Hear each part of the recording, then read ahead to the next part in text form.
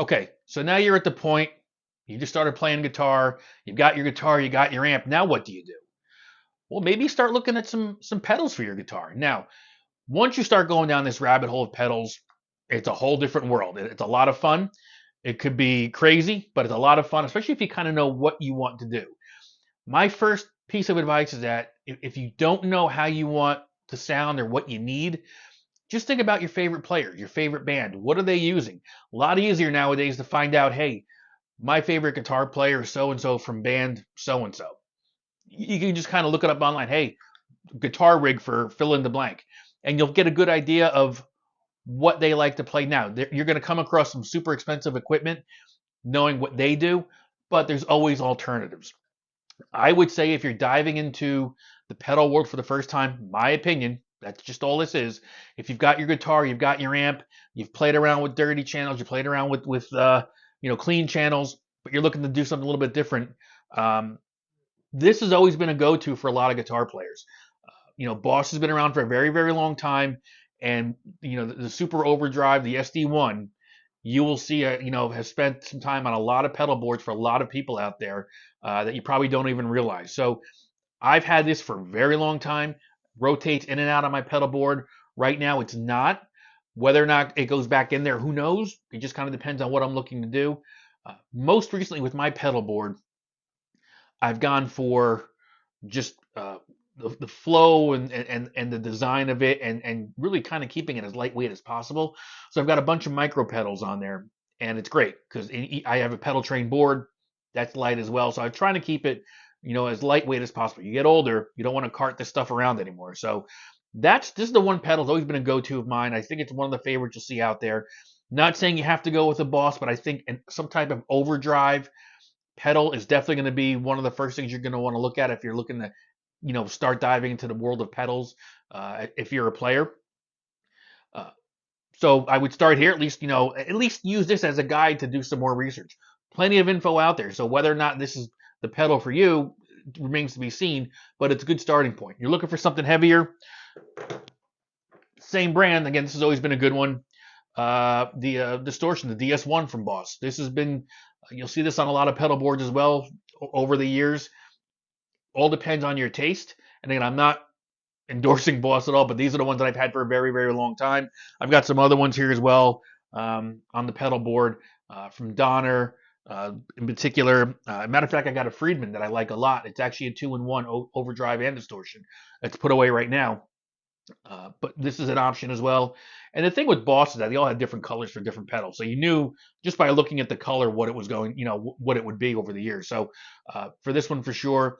And then if you're looking for more than just, an overdrive or a distortion pedal, I would say the next step is to start going into the modulation world, where you've got a chorus or a flanger. And again, it just happens to be these are some of my favorite ones I've had over the years that I haven't parted with. Um, the Super Chorus, the CH1 by Boss, great for me.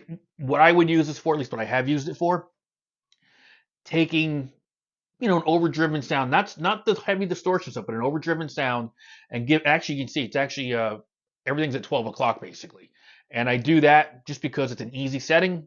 It gives me just enough chorus on it to give the sound a little bit of a different sound basically. The tone itself, it's not crazy, it's not over the top, but you do hear it. So I do it on a lot of the 80s stuff that we'll play. It just kind of gives it that vibe. But again, if you crank everything one way or the other, it'll be a big difference. So this has always been a go-to. So if you're looking to kind of start your pedal collect, I would say, well, it could be pedal collection, but if you're looking to build that pedal board, your overdrive and distortion are probably what you're going to look at first, and then you'll go into a modulation type of pedal from there, and then it builds. You go into your delays, you go into your reverbs, you go into a whole bunch of other things. And maybe you've got an amp that you really like the sounds with, and you don't have to worry about excuse me, an overdrive or distortion pedal, and you want to go right into modulation. Some great ones out there. This just happens to be one of my favorites. But you can find a lot of chorus pedals out there, different sizes. They do different things. Some of them are packaged differently.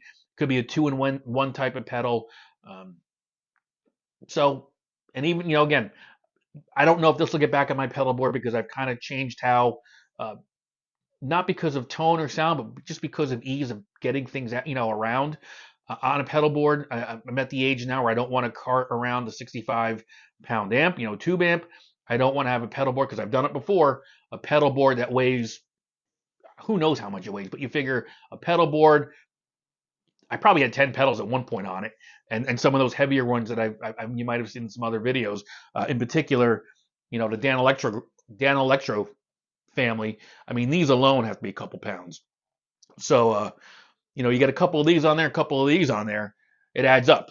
So I've been trying to avoid that over the years, and I think I've done a good job at that.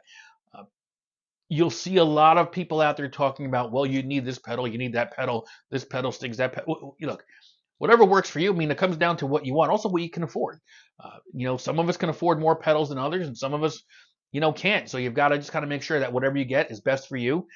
And it's not as if the pedal is going to make you a better player or not a better player. It's all about how you play, obviously, but it'll just enhance what you're doing.